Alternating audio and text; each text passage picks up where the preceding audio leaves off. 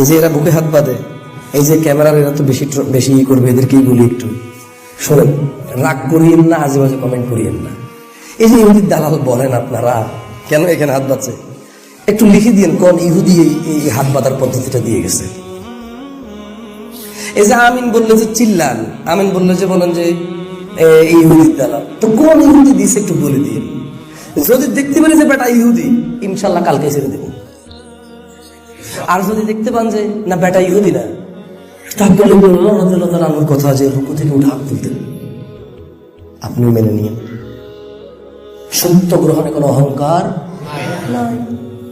আপনি জানেন না, এর মানে এই নয় যে জিনিস নাই।